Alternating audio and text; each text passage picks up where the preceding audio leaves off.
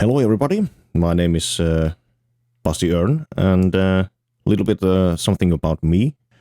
I work as a web specialist, and I'm also doing some video stuff and doing voiceovers to videos.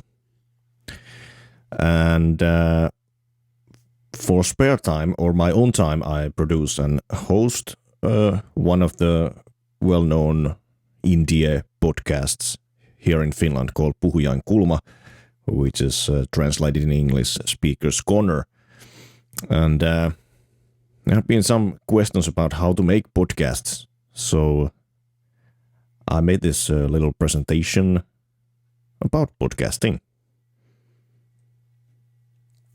So we are going to talk about what actually podcasting means, what podcast is, and a little bit about the planning process, or what to think about when you're planning to do a podcast, what is actually needed to make a podcast, and then we actually look more deeply into how to capture the audio, which is the basic thing to do when you're doing podcast, because this is mainly in audio.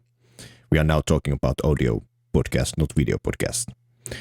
And a little bit about audio editing, and then a couple of things about the publishing part of podcasts.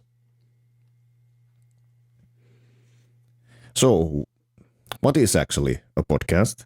The word podcast comes from the words iPod and broadcasting, and that then translates to podcasting.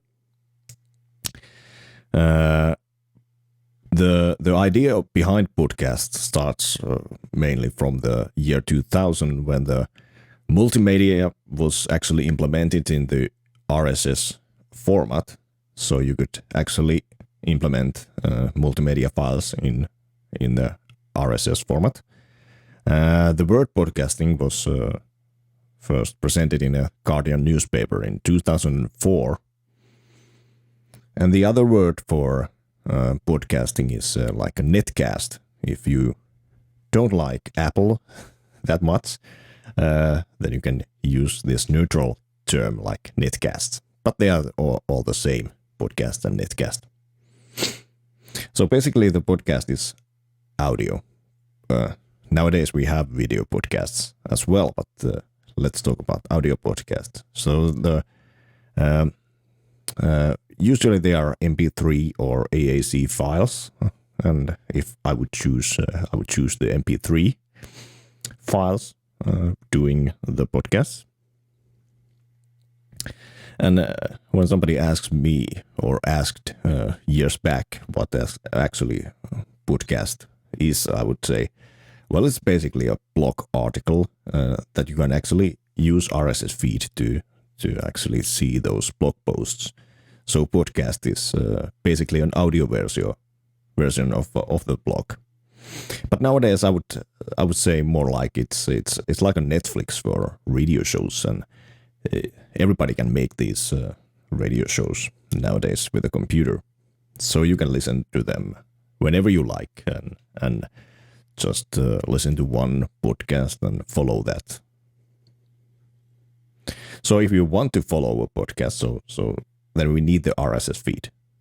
So you can do a podcast, or you can do this audio file, and you can put that in a web page and everybody can download it. But if you want to call that actually a podcast, if you want to make sure that it's a podcast, you actually need the RSS feed that holds that information or the location of the audio file. So when we have like a podcast software or programs or nowadays and